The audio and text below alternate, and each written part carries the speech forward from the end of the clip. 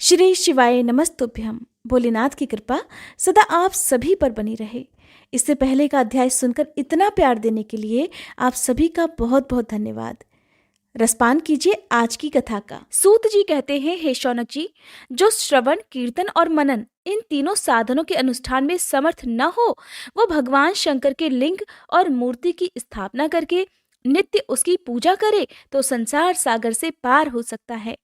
वंचना अथवा छल न करते हुए अपनी शक्ति के अनुसार धनराशि ले जाए और उसे शिवलिंग अथवा शिव मूर्ति की सेवा के लिए अर्पित कर दे। साथ ही निरंतर उस लिंग और मूर्ति की पूजा भी करे।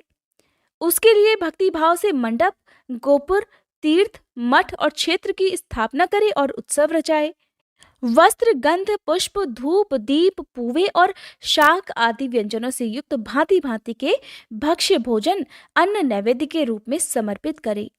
छत्र, ध्वजा, व्यंजन, चामर तथा अन्य अंगों सहित राजोपचार की भांति सब सामान भगवान शिव के लिंग और मूर्ति को चढ़ाएं। प्रदक्षिणा, नमस्कार तथा यथाशक्ति जप करना चाहिए। आह्वान से लेकर विसर्जन तक सारा कार्य प्रतिदिन भक्तिभाव से संपन्न करें। इस प्रकार शिवलिंग अथवा शिव मूर्ति में भगवान शंकर की पूजा करने वाला पुरुष श्रवण आदि साधनों का अनुष्ठान न करे तो भी भगवान शिव की प्रसन्नता से सिद्धि प्राप्त कर लेता है। पहले के बहुत से महात्मा पुरुष लिंग और शिव मूर्ति की पूजा करने मात्र से ही भव बंधन से मुक्त हो चुके हैं। तब ऋषियों ने पूछा, मूर्ति में ही सर्वत्र देवताओं की पूजा होती है, लिंग में नहीं, परंतु भगवान शिव की पूजा सब जगह मूर्ति में और लिंग में भी क्यों की जाती है? शौनक जी के इस प्रश्न को सुनकर सूत जी ने कहा, हे मुनीश्वरों, तुम्हारा ये प्रश्न तो बड़ा ही पवित्र और अत्यंत अद्भुत है। इस विषय में महादेव जी ही वक्ता हो सकते हैं।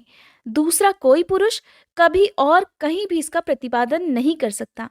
इस प्रश्न के समाधान के लिए भगवान शिव ने जो कुछ कहा है और उसे मैंने अपने गुरु जी के मुख से जिस प्रकार सुना है उसी तरह क्रमशः वर्णन करूंगा। एकमात्र भगवान शिव ही ब्रह्म रूप होने के कारण निष्कल अर्थात निराकार कहे गए हैं। रूपवान होने के कारण उन्हें सकल भी कहा गया है। इसलिए वे सकल और निष्कल दोनों ही हैं। शिव के निष्कल निराकार होने के कारण ही उनकी पूजा का आधारभूत लिंग भी निराकार ही प्राप्त हुआ है, अर्थात शिवलिंग शिव के निराकार स्वरूप का प्रतीक है। इसी तरह शिव के सकल या साकार होने के कारण उनकी पूजा का आधारभूत विग्रह साकार प्राप्त होता है, अर्थात शिव का साकार विग्रह उनके साकार स्वरूप का प्रतीक होता है। सकल और अकल अर्थात समस्त अंग आकार सहित साकार और अंग आकार से सर्वथा रहित निराकार रूप होने से ही वे ब्रह्म शब्द से कहे जाने वाले परमात्मा हैं। और यही कारण है कि सब लोग लिंग जो कि निराकार माना जाता है और मूर्ति जिसे साकार कहते हैं, दोनों में ही सदा भगवान शिव की पूजा करते हैं। शिव से भिन्न जो दूसरे दूसरे देवतागण हैं, वे साक्षात ब्रह्म नहीं हैं। इसीलिए कहीं भी उनके लिए निराकार लिंग नहीं उपलब्ध होता।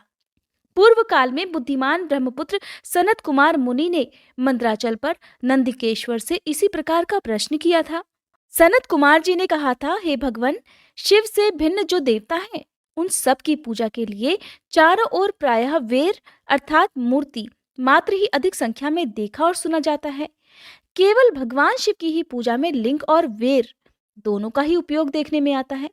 अतः कल्याणमय नंदिकेश्वर, इस विषय में जो कुछ भी तत्व की बात हो उसे मुझे इस प्रकार बताइए जिससे मुझे अच्छी तरह से समझ में आ जाए। तब नंदिकेश्वर ने सनत कुमार को समझाते हुए कहा कि हे निष्पाप ब्रह्म कुमार, आपके इस प्रश्न का हम जैसे लोगों के द्वारा कोई उत्तर नहीं दिया जा सकता, क्योंकि ये गोपनीय विषय है और लिंग साक्षात ब्रह्म का प्रतीक है। तथापि आप शिव भक्त हैं, इसीलिए इस विषय में भगवान शिव ने जो कुछ भी बताया है उसे ही आपके समक्ष कहता हूँ। भगवान शिव ब्रह्म स्वरूप और निष्कल अर्थात निराकार हैं, इसलिए उन्हीं की पूजा में निष्कल लिंग का उपयोग होता है। संपूर्ण वेदों का भी यही मत है। तब सनत कुमार कहने लगे, हे महाभाग योगेंद्र, आपने भगवान शिव और दूसरे देवताओं के पूजन में लिंग और मूर्ति के प्रचार का जो रहस्य विभाग पूर्वक बताया है वह यथार्थ है। इसलिए लिंग और मूर्ति आदि की उत्पत्ति का जो उत्तम वृतांत है उसी को मैं इस समय सुनना चाहता हूँ। लिंग के प्राकट्य का रहस्य सूचित करने वाला प्रसंग मुझे सुनाइए। इसके उत्तर में नंदिकेश्वर ने भगवान महादेव के निष्कल स्वरूप लिंग के आविर्भाव का प्रसंग सुनाना प्रारंभ किया।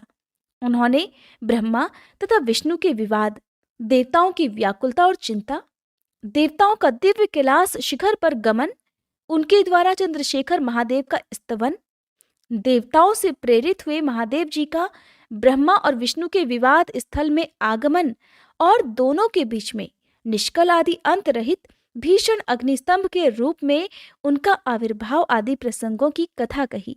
इसके पश्चात श्री ब्रह्मा और विष्णु दोनों के द्वारा उस ज्योतिर्मय स्तंभ की ऊंचाई और गहराई का थाह लेने का प्रयास और केतकी पुष्प के शाप वरदान आदि के प्रसंग भी सुनाए।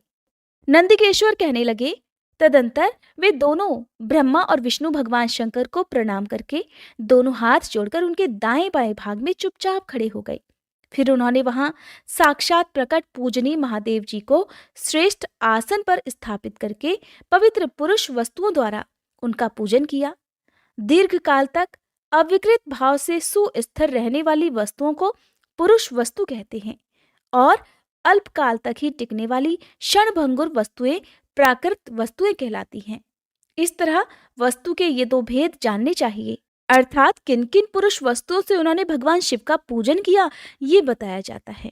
हार, नुपुर, केयूर, किरीट, मणिमय कुंडल, यज्ञोपवीत, उत्तरी वस्त्र, पुष्पमाला, रेशमी वस्त्र, हार, मुद्रिका, पुष्प, तांबूल, कपूर, चंदन और अगरू का अनुलेप, धूप, दीप, श्वेत छत्र, व्यंजन, ध्वजा, चंवर तथा अन्यान्य दिव्य उपहारों द्वारा जिनका वैभव वाणी और मन की पहुंच से परे था, जो केवल पशुपति अर्थात परमात्मा के ही योग्य थे और जिन्हें पशु कदापि नहीं पा सकते थे, उन दोनों ने अपने स्वामी महेश्वर का पूजन किया।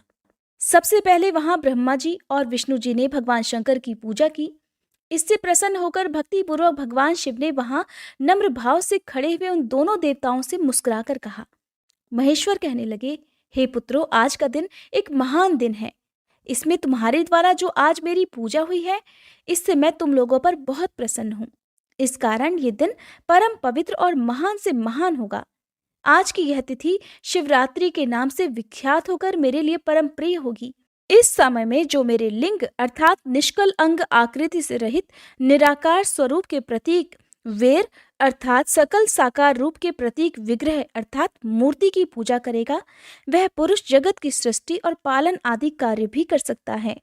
जो शिवरात्रि को दिन रात निराहार और जितेंद्रिय रहकर अपनी शक्ति के अनुसार निश्चल भाव से मेरी यथोचित पूजा करेगा, उसको मिलने वाले फल का वर्णन भी सुनो।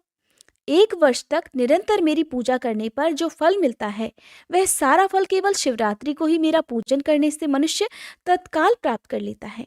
जैसे पूर्ण चंद्रमा का उदय समुद्र की वृद्धि का अवसर है, ठीक उसी प्रकार ये शिवरात्रि तिथि मेरे धर्म की वृद्धि का समय है। इस तिथि में मेरी स्थापना आदि का मंगलमय उत्सव होना चाहिए। पहले जब मैं ज्योतिर्मय स्तंभ रूप से प्रकट हुआ था, वह समय मार्गशीर्ष मास में आद्रा नक्षत्र से युक्त पूर्णमासी या प्रतिपदा है। जो पुरुष मार्गशीर्ष मास में आद्रा नक्षत्र होने पर पार्वती सहित मेरा दर्शन करता है अथवा मेरी मूर्ति या लिंग की ही झांकी करता है, वह मेरे लिए कार्तिकेय से भी अधिक प्रिय है। उस शुभ दिन को मेरे दर्शन मात्र से पूरा फल प्राप्त होता है। यदि दर्शन के साथ साथ मेरा पूजन भी किया जाए तो इतना अधिक फल प्राप्त होता है कि उसका वर्णन वाणी के द्वारा नहीं किया जा सकता। वहां पर मैं लिंग रूप से प्रकट होकर बहुत बड़ा हो गया था, अतः उस लिंग के कारण यह भूतल लिंग स्थान के नाम से प्रसिद्ध हुआ।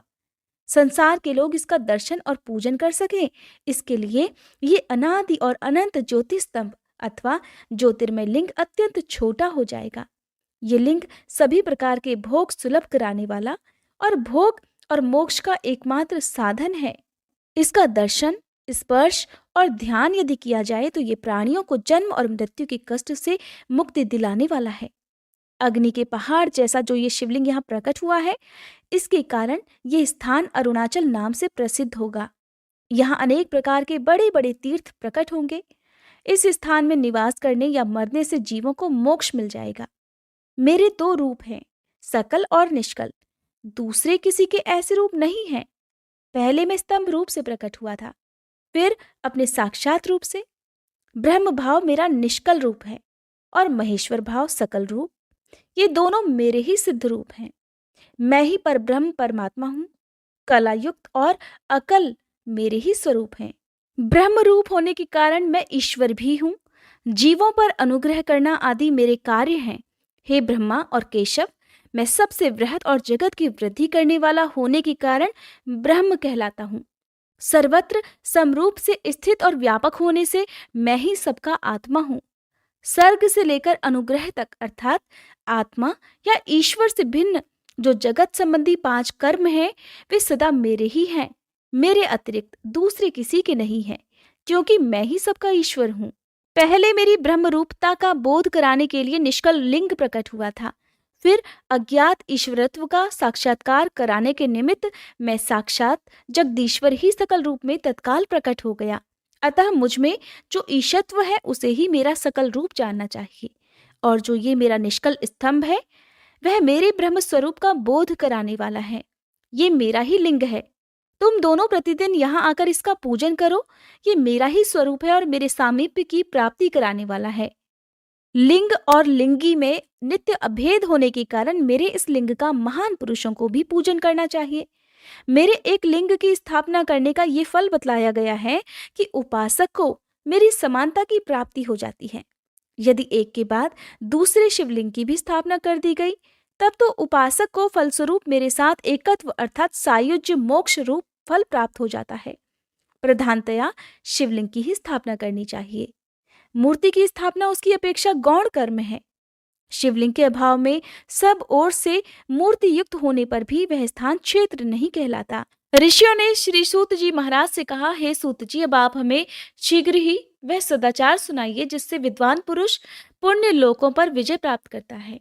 स्वर्ग प्रदान करने वाले धर्ममय आचार तथा नरक का कष्ट देने वाले अधर्ममय आचारों का भी वर्णन कीजिए। तब श्री सूत जी महाराज इस प्रकार कहने लगे कि सदाचार का पालन करने वाला विद्वान ब्राह्मण ही वास्तव में ब्राह्मण नाम धारण करने का अधिकारी होता है।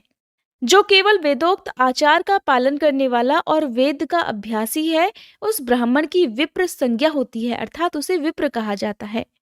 सदाचार, वेदाचार तथा विद्या, इनमें से एक एक गुण से ही युक्त होने पर उसे द्विज कहते हैं।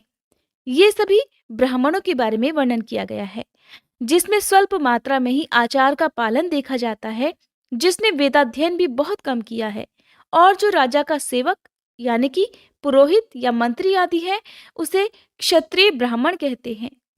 जो ब्राह्मण कृषि तथा वाणिज्य कर्म करने वाला है और कुछ कुछ ब्राह्मणोचित आचार का भी पालन करता है, वह वैश्य ब्राह्मण है। और जो खुद ही खेत जोतता है, उसे शूद्र ब्राह्मण कहा गया है। जो दूसरों के दोष देखने वाला और परद्रोही है, उसे चांडाल द्विज कहते हैं। इसी तरह क्षत्रियों में भी जो पृथ्वी का पालन करता है वह राजा है। दूसरे लोग राजत्व विहीन क्षत्रिय माने गए हैं। वैश्यों में भी जो धान्य आदि वस्तुओं का क्रय विक्रय करता है वह वैश्य कहलाता है। दूसरों को वणिक कहते हैं। जो ब्राह्मणों, क्षत्रियों और वैश्यों की सेवा में लगा रहता है, वही वास्तव में शूद्र कहलाता है। जो शूद्र हल जोतने का काम करता है, उसे वृषल समझना चाहिए। सेवा, शिल्प और कर्षण से भिन्न वृत्ति का आश्रय लेने वाले शूद्र दस्यु कहलाते हैं। इन सभी वर्णों के मनुष्यों को चाहिए कि वे ब्रह्म मुहूर्त में उठकर पूर्वाभिमुख होकर सबसे पहले देवताओं का, फिर धर्म का, अर्थ का, उसकी प्राप्ति के लिए उठाए जाने वाले क्लेशों का तथा आय और विक्रय का भी चिंतन करें। रात के पिछले पहर को उषा काल जानना चाहिए। उस अंतिम पहर का जो आधा या मध्य भाग है, उसे संधि कहा जाता है। उस संधि काल में उठकर द्विज को मलमूत्र आदि का त्याग करना चाहिए। घर से दूर जाकर बाहर से अपने शरीर को ढके रखकर दिन में उत्तराभिमुख बैठकर मलमूत्र का त्याग करें। यदि उत्तराभिमुख बैठने में कोई रुकावट हो तो दूसरी दिशा की ओर मुंह करके बैठे। जल, अग्नि, ब्राह्मण आदि तथा देवताओं का सामना बचाकर बैठे। इसके पश्चात किसी वृक्ष के पत्ते से या उसके पतले काष्ठ से जल के बाहर दातुन करनी चाहिए। उस समय तर्जनी अंगुली का उपयोग नहीं करना चाहिए। ये दंत शुद्धि का विधान बतलाया गया है। इसके बाद जल संबंधी देवताओं को नमस्कार करके मंत्र पाठ करते हुए जलाशय में स्नान करें। यदि गले तक या कमर तक पानी में खड़े होने की शक्ति ना हो तो घुटने तक भी जल में खड़ा होकर अपने ऊपर जल छिड़का जा सकता है और मंत्रोच्चार पूर्वक स्नान कार्य संपन्न किया जा सकता है। विद्वान पुरुष को चाहिए कि वहां तीर्थ जल से देवता आदि का स्नानांग तर्पण भी करे। इसके बाद धौत वस्त्र अर्थात धोती लेकर 5 कच्छ करके उसे धारण करे। साथ ही कोई उत्तरे भी धारण कर ले, क्योंकि संध्या वंदन आदि सभी कर्मों में उसकी आवश्यकता होती है। नदी आदि तीर्थों में स्नान करने पर स्नान संबंधी उतारे हुए वस्त्रों को वहां पर कभी न धोए। स्नान करने के पश्चात विद्वान पुरुष भीगे हुए उस वस्त्र को बावड़ी में, कुएं के पास अथवा घर आदि में ले जाए और फिर वहां पर पत्थर पर, लकड़ी पर या जल पर या स्थल पर अच्छी तरह धोकर उस वस्त्र को निचोड़ना चाहिए। अक्सर लोग क्या करते हैं कि गंगा जी आदि में स्नान करने जाते हैं और वहीं पर स्नान करने के बाद उसी बहते जल में अपने वस्त्र धोकर उसी जल में निचोड़ भी देते हैं, जिससे बहुत भारी पाप लगता है। अगर आप में से भी कुछ लोग ऐसा करते हैं तो अब से आप ऐसा मत कीजिएगा। हे द्विजो, वस्त्र को निचोड़ने से जो जल गिरता है वह एक श्रेणी के पितरों की तृप्ति के लिए होता है। इसके पश्चात जाबली उपनिषद में बताए गए अग्निरति मंत्र से भस्म लेकर उसके द्वारा त्रिपुंड्र लगाए। अगर इस विधि का पालन ना किया जाए और इसके पहले ही यदि जल में भस्म गिर जाए तो गिराने वाला नरक में जाता है। प्रातःकाल की संध्योपासना में गायत्री मंत्र का जाप करके 3 बार ऊपर की ओर सूर्य देव को अर्घ्य देना चाहिए। हे ब्राह्मणों, मध्याह्न काल में गायत्री मंत्र के उच्चारण पूर्वक सूर्य देव को एक ही अर्घ्य देना चाहिए और फिर सायंकाल आने पर पश्चिम की ओर मुख करके बैठ जाएं और पृथ्वी पर ही सूर्य के लिए अर्घ्य देना चाहिए। उस समय हाथ ऊपर की ओर उठाकर जल अर्पित नहीं करना चाहिए। प्रातःकाल और मध्याह्न काल के समय अंजुरी में जल भरकर अंगुलियों की ओर से सूर्यदेव को अर्घ्य देना चाहिए। फिर अंगुलियों के छिद्र से ढलते हुए सूर्यदेव को देखना चाहिए और उनके लिए स्वतः प्रदक्षिणा करके अर्थात परिक्रमा करके शुद्ध आचमन करना चाहिए। सायंकाल में सूर्यास्त से 2 घड़ी पहले की हुई संध्या निष्फल होती है, क्योंकि ये सायं संध्या का समय नहीं होता है। ठीक समय पर संध्या करनी चाहिए, यानी कि शाम की पूजा करनी चाहिए। ऐसा शास्त्रों में आज्ञा दी गई है। यदि शाम की पूजा किए बिना दिन बीत जाए तो प्रत्येक समय के लिए क्रमशः प्रायश्चित करना चाहिए। यदि एक दिन बीते तो प्रत्येक बीते हुए संध्या काल के लिए नित्य नियम के अतिरिक्त 100 गायत्री मंत्रों का जाप करना चाहिए। यदि नित्य कर्म के लुप्त हुए 10 दिन से अधिक दिन बीत जाएं, तब उसके प्रायश्चित रूप में 1,00,000 गायत्री मंत्र का जप करना चाहिए। और यदि 1 मास तक नित्य कर्म छूट जाए तो पुनः अपना उपनयन संस्कार कराए। अर्थ सिद्धि के लिए ईश, गौरी, कार्तिकेय, विष्णु जी, ब्रह्मा जी, चंद्रमा और यम का तथा ऐसे ही अन्य देवताओं का भी शुद्ध जल से तर्पण करें। फिर तर्पण कर्म को ब्रह्मार्पण करके शुद्ध आचमन करें। तीर्थ के दक्षिण प्रशस्त मठ में, मंत्रालय में, देवालय में, घर में अथवा अन्य किसी नियत स्थान में आसन पर स्थिरता पूर्वक बैठकर विद्वान पुरुष अपनी बुद्धि को स्थिर करे और संपूर्ण देवताओं को नमस्कार करके पहले प्रणव का जप करने के पश्चात गायत्री मंत्र की आवृत्ति करे। प्रणव के अ और म इन तीनों अक्षरों से जीव ब्रह्म की एकता का प्रतिपादन होता है। इस बात को जानकर कि प्रणव अर्थात ओम का जप करना चाहिए। जप करते समय ये भावना करनी चाहिए कि हम तीनों लोकों की सृष्टि करने वाले ब्रह्मा, पालन करने वाले विष्णु और संहार करने वाले रुद्र की, जो कि स्वयं प्रकाश चिन्मय है, उपासना करते हैं। ये ब्रह्म स्वरूप ओंकार हमारी कर्मेंद्रियों और ज्ञानेंद्रियों की वृत्तियों को, मन की वृत्तियों को और बुद्धि वृत्तियों को सदा भोग और मोक्ष प्रदान करने वाले धर्म और ज्ञान की ओर प्रेरित करे। प्रणव के इस अर्थ का बुद्धि के द्वारा चिंतन करता हुआ जो इसका जप करता है वह निश्चय ही ब्रह्म को प्राप्त कर लेता है, या अर्थानुसंधान के बिना भी प्रणव का नित्य जप करना चाहिए। इससे ब्राह्मणत्व की पूर्ति होती है।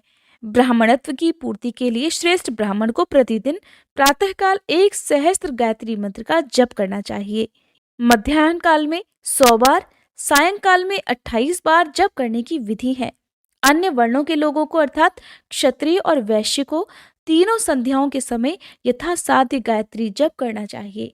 शरीर के भीतर मूलाधार, स्वादिष्ठान, मणिपुर, अनाहत, आज्ञा और सहस्त्रार, ये 6 चक्र होते हैं।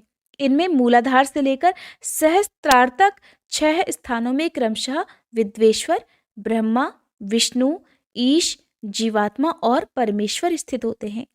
इन सब में ब्रह्म बुद्धि करके इनकी एकता का निश्चय करे और वह ब्रह्म मैं ही हूं, ऐसी भावना पूर्वक प्रत्येक सांस के साथ सो अहम का जप करे। उन्हीं विद्वेश्वर आदि की ब्रह्मारंध्र आदि में तथा इस शरीर से बाहर भी भावना करनी चाहिए। प्रकृति के विकारभूत महतत्व से लेकर पंचभूत पर्यंत तत्वों से बना हुआ जो शरीर है, ऐसे सहस्त्रों शरीरों का एक एक अजपा गायत्री के जप से एक एक के क्रम से अतिक्रमण करके जीव को धीरे धीरे परमात्मा से संयुक्त करे। ये जप का तत्व बताया गया है। 100 या फिर 28 मंत्रों के जप से उतने ही शरीरों का अतिक्रमण होता है। इस प्रकार जो मंत्रों का जप है, इसी को आदिक्रम से वास्तविक जप जानना चाहिए। सहस्त्र बार किया हुआ जप ब्रह्मलोक प्रदान करने वाला होता है, ऐसा जान लेना चाहिए। 100 बार किया हुआ जप इंद्रपद की प्राप्ति कराने वाला माना गया है। ब्राह्मणेतर पुरुष आत्मरक्षा के लिए जो स्वल्प मात्रा में जप करता है, वह ब्राह्मणों के कुल में जन्म लेता है। प्रतिदिन सूर्योपस्थान करके उपर्युक्त रूप से जप का अनुष्ठान करना चाहिए। 12 लाख गायत्री मंत्र का जप करने वाला पुरुष पूर्ण रूप से ब्राह्मण कहा गया है।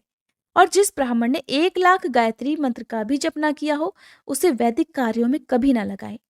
70 वर्ष की अवस्था तक नियम पूर्वक पालन करे। इसके बाद गृह त्याग कर संन्यास ले। परिव्राजक या फिर सन्यासी पुरुष नित्य प्रातःकाल 12,000 प्रणव का जप करे। यदि एक दिन इस नियम का उल्लंघन हो जाए तो दूसरे दिन उसके बदले में उतने मंत्र और अधिक जपने चाहिए और सदा इस प्रकार जप को चलाने का प्रयत्न करना चाहिए। मनुष्य धर्म से धन पाता है, तपस्या से उसे दिव्य रूप की प्राप्ति होती है। कामनाओं का त्याग करने वाले पुरुष के अंतःकरण की शुद्धि होती है और उस शुद्धि से ज्ञान का उदय होता है, इसमें कोई संशय नहीं। सतयुग आदि में तप को ही प्रशस्त कहा गया है, किंतु कलयुग में द्रव्य साध्य धर्म अर्थात दान आदि को सबसे उत्तम माना गया है। इसीलिए कहते हैं कोई भी व्रत हो तो अपनी सामर्थ्य के अनुसार कुछ न कुछ दान जरूर करना चाहिए। सतयुग में ध्यान से, त्रेता में तपस्या से और द्वापर में यज्ञ करने से ज्ञान की सिद्धि होती है, लेकिन कलयुग में प्रतिमा यानी कि भगवत विग्रह की पूजा करने से ज्ञान का लाभ होता है, अर्थात मूर्ति पूजा से ज्ञान का लाभ होता है। अधर्म हिंसा दुख का कारण होता है और धर्म सुख रूप है। अधर्म से मनुष्य दुख पाता है और धर्म से वह सुख और अभ्युदय का भागीदार बन जाता है। दुराचार करेगा तो दुख प्राप्त होगा, यदि सदाचार करेगा तो उसे सुख मिलेगा। इसलिए भोग और मोक्ष की सिद्धि के लिए धर्म का उपार्जन करना चाहिए। जिसके घर में कम से कम 4 मनुष्य हैं, ऐसे कुटुंबी ब्राह्मण को जो 100 वर्ष के लिए जीविका देता है, उसके लिए वह दान ब्रह्मलोक की प्राप्ति कराने वाला होता है। 1 सहस्त्र चंद्रायन व्रत का अनुष्ठान ब्रह्मलोक दायक माना गया है। जो क्षत्रिय 1 सहस्त्र कुटुंब को जीविका और आवास देता है, उसका वह कर्म इंद्रलोक की प्राप्ति कराने वाला होता है। 10,000 कुटुंबों को दिया हुआ आश्रयदान ब्रह्मलोक प्रदान करता है। दान देने वाला पुरुष जिस देवता को सामने रखकर दान करता है, अर्थात वह दान के द्वारा जिस भी देवता को प्रसन्न करना चाहता है, उसी का लोक उसे प्राप्त हो जाता है। ये बात वेदवेत्ता पुरुष अच्छी तरह जानते हैं। धनहीन पुरुष सदा तपस्या का उपार्जन करे, क्योंकि तपस्या और तीर्थों के दर्शन से अक्षय सुख पाकर मनुष्य उसका उपभोग करता है। अब मैं न्यायतः धन के उपार्जन की विधि बता रहा हूँ। ब्राह्मणों को चाहिए कि वो सदा सावधान रहकर विशुद्ध प्रतिग्रह अर्थात दान ग्रहण और याजन अर्थात यज्ञ कराने आदि से धन का अर्जन करे। वो इसके लिए कहीं कोई दीनता न दिखाए और न ही अत्यंत क्लेशदायक कर्म ही करे। क्षत्रिय बाहुबल से धन का उपार्जन करे और वैश्य कृषि और गोरक्षा से। न्यायोपार्जित धन का दान करने से दाता को ज्ञान की सिद्धि होती है। ज्ञान सिद्धि द्वारा सभी पुरुषों को गुरु कृपा मोक्ष सिद्धि बड़ी आसानी से प्राप्त हो जाती है। मोक्ष से ब्रह्मरूप की स्थिति प्राप्त होती है और फिर जिससे मुक्त पुरुष परमानंद का अनुभव करता है। गृहस्थ पुरुष को चाहिए, अब आप सभी ध्यानपूर्वक सुनिए, गृहस्थ पुरुष को चाहिए कि वह धन धान्य आदि सभी वस्तुओं का दान करे। वह तृषा निवृत्ति के लिए जल और क्षुधा रूपी रोग की शांति के लिए सदा अन्न का दान करे। खेत, धान्य, कच्चा अनाज, दक्षिणा इस प्रकार के दान करने चाहिए, जिसके अन्न को खाकर मनुष्य जब तक कथा श्रवण आदि सद्कर्म का पालन करता है, उतने समय तक उसके किए हुए पुण्यफल का आधा भाग दाता को मिल जाता है, और इसमें कोई भी संशय नहीं। दान लेने वाला पुरुष दान में प्राप्त की हुई वस्तु का दान और तपस्या करके अपने प्रतिग्रह जनित पाप की शुद्धि कर ले, नहीं तो उसे रौरव नरक में गिरना पड़ता है। अपने धन के 3 भाग करे, 1 भाग धर्म के लिए, दूसरा भाग वृद्धि के लिए और तीसरा भाग अपने उपभोग के लिए रखना चाहिए।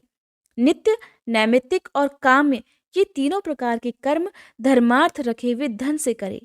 साधक को चाहिए कि वह वृद्धि के लिए रखे हुए धन से ऐसा व्यापार करे जिससे फिर उसके धन की वृद्धि हो, और उपभोग के लिए रक्षित धन से हितकारक, परिमित और पवित्र भोग भोगे। खेती से पैदा किए हुए धन का 10वां अंश उसे दान कर देना चाहिए, इससे पाप की शुद्धि हो जाती है। शेष धन से धर्म, वृद्धि और उपभोग करे, नहीं तो वो रौरव नरक में जा पड़ता है, या फिर उसकी बुद्धि पापपूर्ण हो जाती है, या उसकी खेती ही चौपट हो जाती है। वृद्धि के लिए किए गए व्यापार में प्राप्त हुए धन का 6ठा भाग दान कर देने योग्य होता है। बुद्धिमान पुरुष अवश्य उसका दान कर दे। विद्वान को चाहिए कि वो दूसरों के दोषों का बखान कभी ना करे। हे ब्राह्मणों, दोषवश दूसरों के सुने हुए या देखे हुए छिद्र को भी कभी प्रकट ना करे। विद्वान पुरुष ऐसी बात न कहे जो समस्त प्राणियों के हृदय में रोष पैदा करने वाली हो, उन्हें कष्ट देने वाली हो। ऐश्वर्य की सिद्धि के लिए दोनों संध्याओं के समय अग्निहोत्र कर्म अवश्य करे, और जो दोनों समय अग्निहोत्र करने में असमर्थ हो, वो एक ही समय सूर्य और अग्नि को विधि पूर्वक दी हुई आहुति से संतुष्ट करे। चावल, धान्य, घी, फल, कंद तथा हविष्य इनके द्वारा विधि पूर्वक स्थाली पाक बनाए और यथोचित रीति से सूर्य देव और अग्निदेव को अर्पित करे। यदि हविष्य का अभाव हो तो प्रधान होम मात्र करे। सदा सुरक्षित रहने वाली अग्नि को विद्वान पुरुष अजस्त्र की संज्ञा देते हैं, या फिर संध्या काल में जप मात्र या सूर्य की वंदना मात्र कर ले। आत्मज्ञान की इच्छा रखने वाले और धनार्थी पुरुषों को भी इस प्रकार विधिवत उपासना करनी चाहिए, जो सदा ब्रह्म यज्ञ में तत्पर होते हैं, देवताओं की पूजा में लगे रहते हैं, नित्य अग्नि पूजा और गुरु पूजा में अनुरक्त होते हैं और ब्राह्मणों को तृप्त किया करते हैं। वे सब लोग स्वर्ग लोक के भागीदार हो जाते हैं। श्री सूत जी महाराज कहते हैं, हे महाप्राज्ञ, हे महामते, शिवरूप शौनक जी, अब मैं संक्षेप से रुद्राक्ष का महात्म्य बता रहा हूँ, ध्यान पूर्वक सुनिए। रुद्राक्ष शिव को बहुत ही प्रिय है, इसे परम पावन समझना चाहिए। रुद्राक्ष के दर्शन से, स्पर्श से तथा उस पर जप करने से वह समस्त पापों का अपहरण करने वाला माना गया है। हे मुने, पूर्व काल में परमात्मा शिव ने समस्त लोगों का उपकार करने के लिए देवी पार्वती के सामने रुद्राक्ष की महिमा का वर्णन किया था। भगवान शिव ने कहा था कि हे महेश्वरी, हे शिवे, मैं तुम्हारे प्रेमवश भक्तों के हित की कामना से रुद्राक्ष की महिमा का वर्णन करता हूँ, ध्यानपूर्वक सुनो। तब भगवान शिव ने देवी पार्वती को रुद्राक्ष की महिमा बताते हुए कहा कि हे महेशानी, पूर्वकाल की बात है, मैं मन को संयम में रखकर हजारों दिव्य वर्षों तक घोर तपस्या में लगा रहा। एक दिन सहसा मेरा मन शुद्ध हो उठा। परमेश्वरी, मैं संपूर्ण लोकों का उपकार करने वाला स्वतंत्र परमेश्वर हूँ, अतः उस समय मैंने लीलावशी अपने दोनों नेत्र खोले। खोलते ही मेरे मनोहर नेत्रपुटों से कुछ जल की बूंदें गिरी। आंसू की उन बूंदों से वहां रुद्राक्ष नामक वृक्ष पैदा हो गया। भक्तों पर अनुग्रह करने के लिए वे अश्रु बिंदु स्थावर भाव को प्राप्त हो गए थे। वे रुद्राक्ष मैंने विष्णु भक्त को तथा चारों वर्णों के लोगों में बांट दिए। भूतल पर अपने प्रिय रुद्राक्षों को मैंने गौड़ देश में उत्पन्न किया। मथुरा, अयोध्या, लंका, मलयाचल, सहगिरी, काशी और अन्य देशों में भी उनके अंकुर उगाए। वे उत्तम रुद्राक्ष असह्य पाप समूहों का भेदन करने वाले तथा श्रुतियों के भी प्रेरक हैं। मेरी आज्ञा से वे ब्राह्मण, क्षत्रिय, वैश्य और शूद्र जाति के भेद से इस भूतल पर प्रकट हुए। रुद्राक्षों की ही जाति के शुभाक्ष भी हैं। उन ब्राह्मण आदि जाति वाले रुद्राक्षों के वर्ण श्वेत, रक्त, पीत तथा कृष्ण जानने चाहिए। मनुष्यों को चाहिए कि वे क्रमशः वर्ण के अनुसार अपनी जाति का ही रुद्राक्ष धारण करें। भोग और मोक्ष की इच्छा रखने वाले चारों वर्णों के लोगों और विशेषतः शिव भक्तों को शिव पार्वती की प्रसन्नता के लिए रुद्राक्ष के फलों को अवश्य धारण करना चाहिए। आंवले के फल के बराबर जो रुद्राक्ष हो वह श्रेष्ठ बताया गया है। जो बेर के फल के बराबर हो उसे मध्यम श्रेणी का कहा गया है, और जो चने के बराबर हो उसकी गणना निम्न कोटि में की गई है। अब इसकी उत्तमता को परखने की ये दूसरी उत्तम प्रक्रिया बताई जाती है। इसे बताने का उद्देश्य है भक्तों की हित कामना। हे पार्वती, तुम भली भांति प्रेम पूर्वक इस विषय को भी सुनो। हे महेश्वरी, जो रुद्राक्ष बेर के फल के बराबर होता है वह उतना छोटा होने पर भी लोक में उत्तम फल देने वाला और सुख सौभाग्य की वृद्धि करने वाला होता है।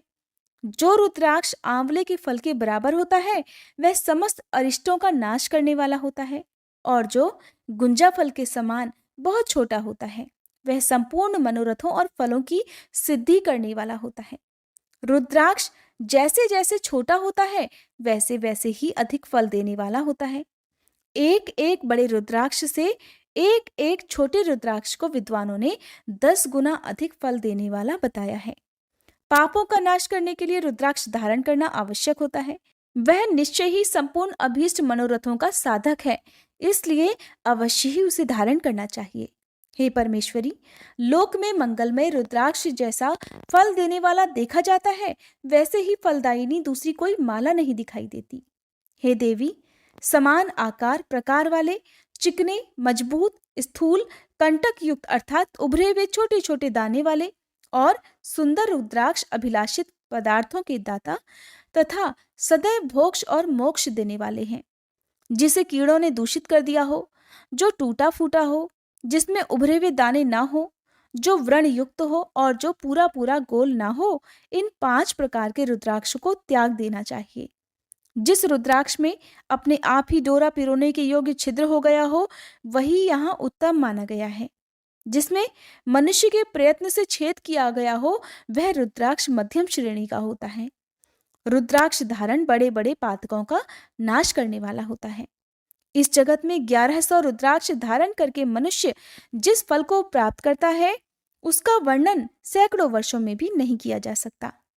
भक्तिमान पुरुष 550 रुद्राक्ष के दानों का सुंदर मुकुट बना ले और उसे सिर पर धारण करे। 360 दानों को लंबे सूत्र में पिरोकर एक हार बना ले। वैसे वैसे 3 हार बनाकर भक्ति परायण पुरुष उनका यज्ञोपवीत तैयार करे और उसे यथास्थान धारण किए रहे। इसके बाद किस अंग में कितने रुद्राक्ष धारण करने चाहिए ये बताकर श्री सूत जी महाराज आगे इस प्रकार कहने लगे। हे महर्षियों, सिर पर ईशान मंत्र से, कान में तत्पुरुष मंत्र से तथा गले और हृदय में अघोर मंत्र से रुद्राक्ष धारण करना चाहिए। विद्वान पुरुष दोनों हाथों में अघोर बीज मंत्र से रुद्राक्ष धारण करे। उदर पर वामदेव मंत्र से 15 रुद्राक्षों द्वारा गुथी हुई माला धारण करे अथवा अंगों सहित प्रणव का 5 बार जप करके रुद्राक्ष की 3, 5 या 7 मालाएं धारण करे अथवा मूल मंत्र नमः शिवाय से ही समस्त रुद्राक्षों को धारण करे। रुद्राक्षधारी पुरुष अपने खान पान में मदिरा, मांस, लहसुन, प्याज, सहजन, लिसोड़ा आदि को त्याग दे। हे गिरिराज नंदिनी उमे, श्वेत रुद्राक्ष केवल ब्राह्मणों को ही धारण करना चाहिए। गहरे लाल रंग का रुद्राक्ष क्षत्रियों के लिए हितकर बताया गया है। वैश्यों के लिए प्रतिदिन बारंबार पीले रुद्राक्ष को धारण करना आवश्यक है और शूद्रों को काले रंग का रुद्राक्ष धारण करना चाहिए। ये वेदोक्त मार्ग है। ब्रह्मचारी, वानप्रस्थ, गृहस्थ और सन्यासी सबको नियम पूर्वक रुद्राक्ष धारण करना उचित होता है। इसे धारण करने का सौभाग्य बड़े पुण्य से प्राप्त होता है। हे उमे, पहले आंवले के बराबर और फिर उससे भी छोटे रुद्राक्ष धारण करे। जो रोगी हो, जिसमें दाने न हो, जिन्हें कीड़ों ने खा लिया हो, जिनमें पिरोने योग्य छेद ना हो, ऐसे रुद्राक्ष मंगलाकांक्षी पुरुषों को नहीं धारण करने चाहिए। रुद्राक्ष मेरा मंगलमय लिंग विग्रह है। यह अंततो गत्वा चने के बराबर लघुतर होता है। सूक्ष्म रुद्राक्ष को ही सदा प्रशस्त माना गया है।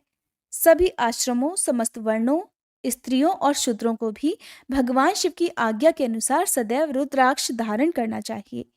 यतियों के लिए प्रणव के उच्चारण पूर्वक रुद्राक्ष धारण का विधान है। जिसके ललाट में त्रिपुंड लगा हो और सभी अंग रुद्राक्ष से विभूषित हो, तथा जो मृत्युंजय मंत्र का जप कर रहा हो उसका दर्शन करने मात्र से साक्षात रुद्र के दर्शन का फल प्राप्त हो जाता है। हे पार्वती, रुद्राक्ष अनेक प्रकार के बताए गए हैं, मैं उनके भेदों का वर्णन करता हूँ। वे भेद भोग और मोक्ष रूप फल देने वाले हैं। तुम उत्तम भक्ति भाव से उनका परिचय भी सुनो। एक मुख वाला रुद्राक्ष साक्षात शिव का स्वरूप माना जाता है। वह भोग और मोक्ष रूपी फल प्रदान करता है। जहाँ रुद्राक्ष की पूजा होती है वहां से कभी भी लक्ष्मी जी दूर नहीं जाती।